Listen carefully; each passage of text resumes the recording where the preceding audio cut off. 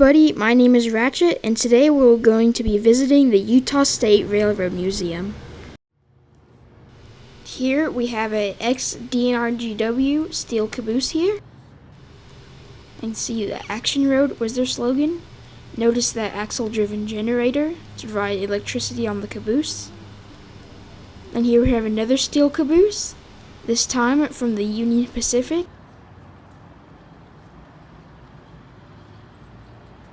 Right in front of it is UP 4436. Now we're in the cab of 4436, which is an 060 built by Baldwin in 1918. It was retired in 1958 and displayed in a park, and then it was moved to the Utah State Railroad Museum. Here you can see that many things are missing from the cab, unfortunately stolen by vandals. Here you can get a better look at 4436. See, that is in fact an 060.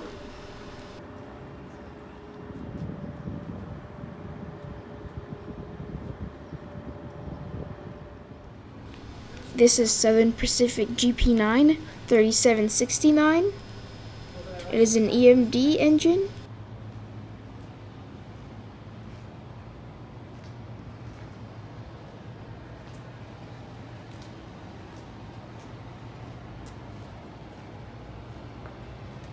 As you can see, it's donning the famous Southern Pacific Bloody Nose scheme, which the nose is unusually red. And here we have an older UP boxcar. Base Pacific, ship Union Pacific. This here is Utah Central 1237. This is a GE 44-ton locomotive. It was built by GE in 1953.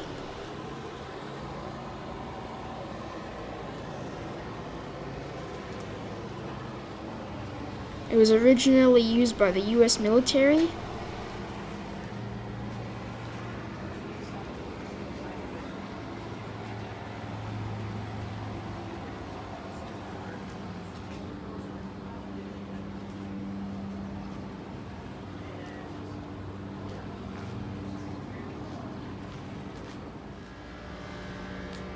Here we have Utah Railway 306.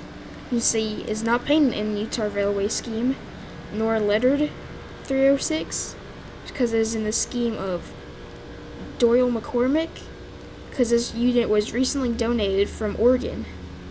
Doyle McCormick is the same person that owns Southern Pacific 4449, better known as the Daylight. Here's DNRGW 223, which is currently under restoration. Here is a Union Pacific rotary plow.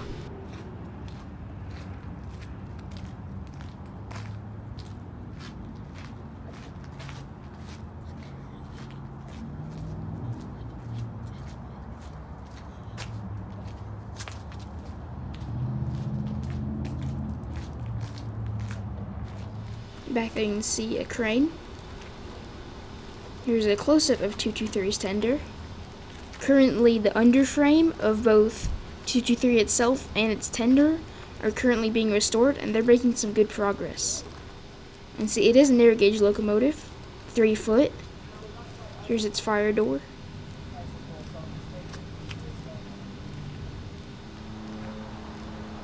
Here was that crane I mentioned earlier.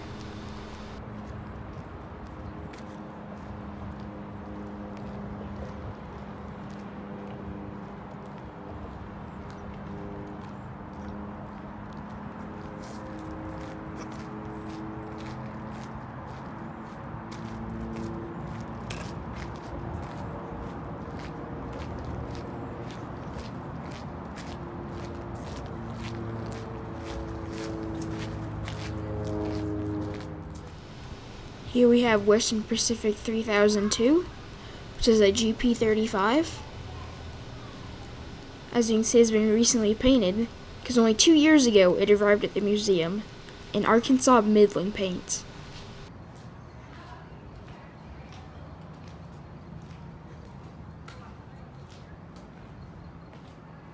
Here we have a boxcar, lettered for Wilson Car Lines.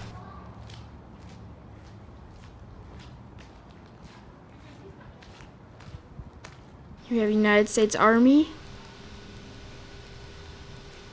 tank car, which supposedly used to be full of diesel fuel, as by the warnings. Here's a Southern Pacific bay window caboose.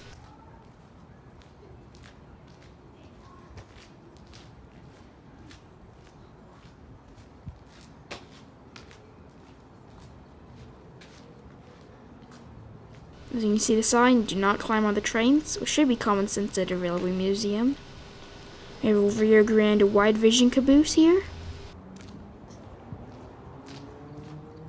We have a Cargill SW1, built by EMD.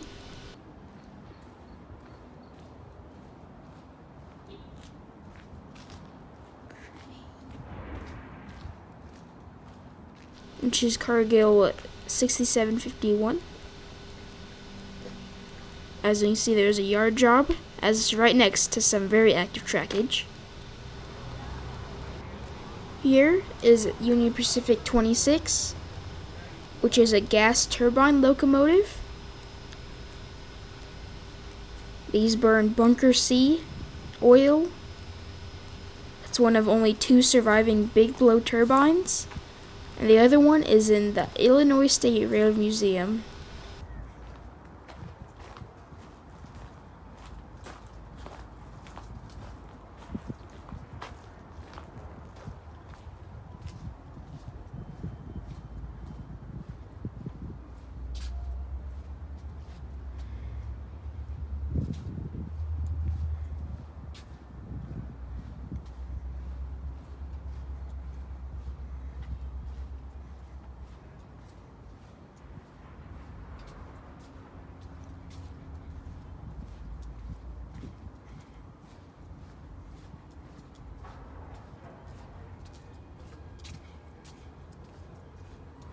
Here we get a glimpse of 2 United States Air Force locomotives. This one being an S1, and the green one being a GE 44-tonner.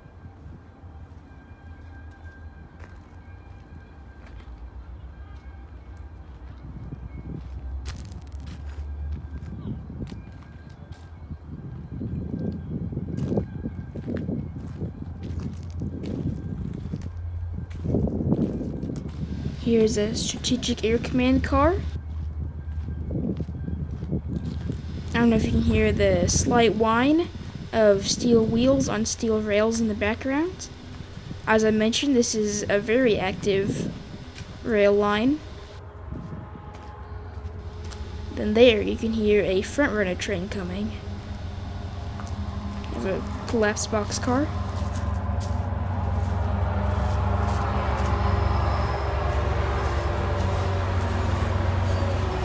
And there is the front runner train.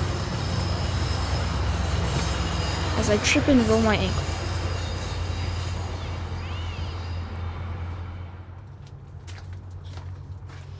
Here we can see a Union Pacific steam train, or I don't know if it's steam powered,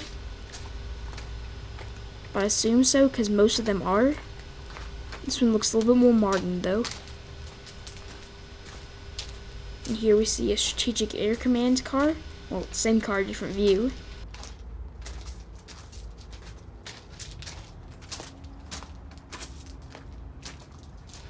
Here's United States Air Force, a GE 44-tonner. We have the United States Army Davenport 44-tonner. These are relatively rare, so it's nice to see one in relatively decent shape.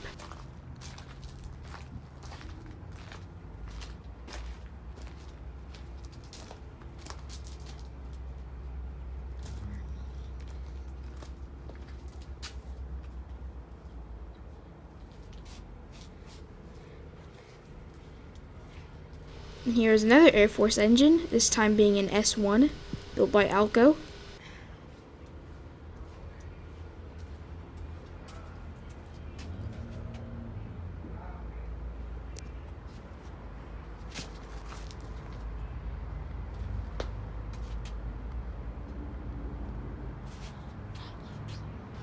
You have an Olympic torch car, a torch relay car.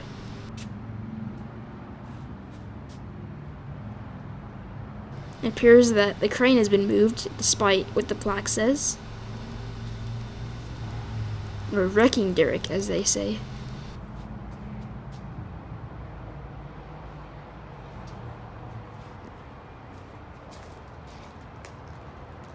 And here is the front end of Santa Fe 401, which is an RSD 15. I've noticed that nose is very long, which is why the locomotives are called alligators. It is also an ex-Utah railway unit.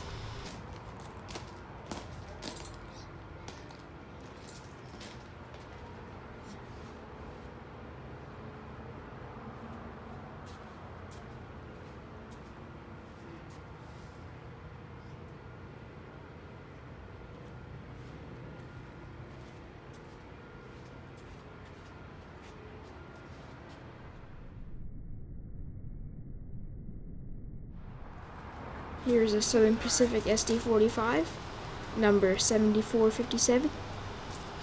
You have a Rio Grande SD40-2, or SD40T-2, a tunnel motor, 5371.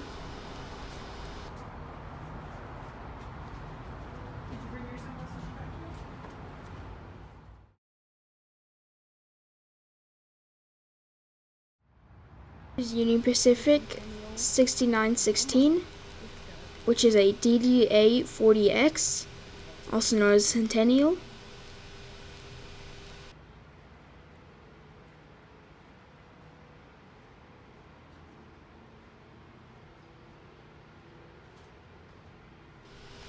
And then here we get a shot of Union Pacific 833, an FEF class. Now here is one of the insides of one of the restored hospital cars.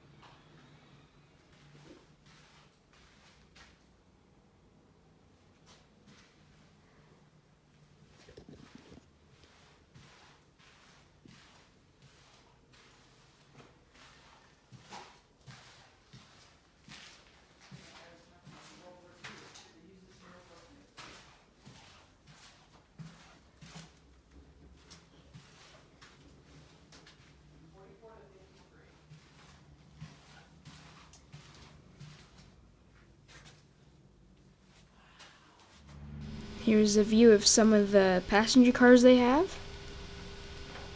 This here is a Union Pacific post office car,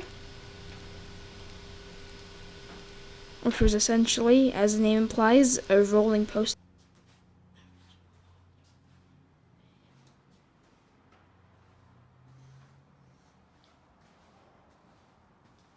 It's where they put all the bags of mail.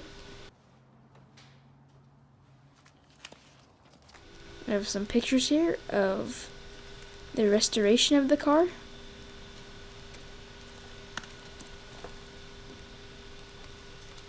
I can see it was, when they got it, it was painted green for some reason.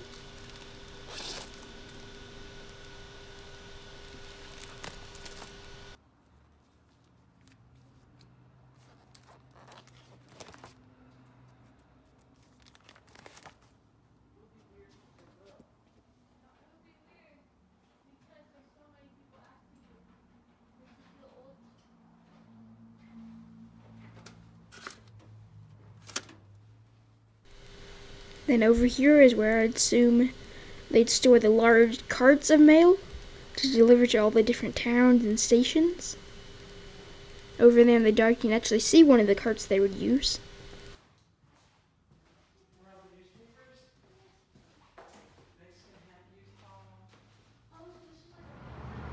Here is Union Pacific 833, which is a 484 FEF class.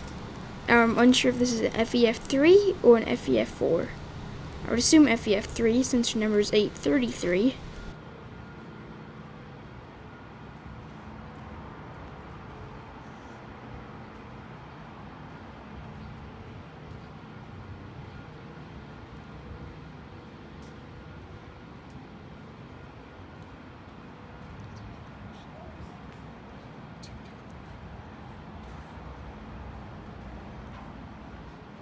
Then behind 833 over here is the mail cars that we were just in.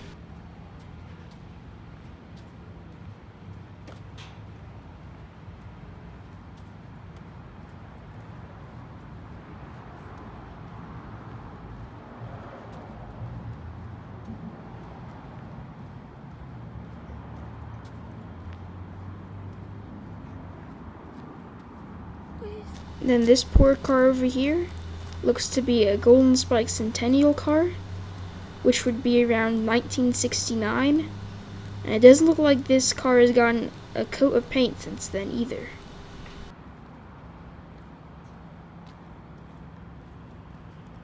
Here we have a small maintenance of way vehicle. I'm unsure if this is some type of high ram or if it's something similar to a speed.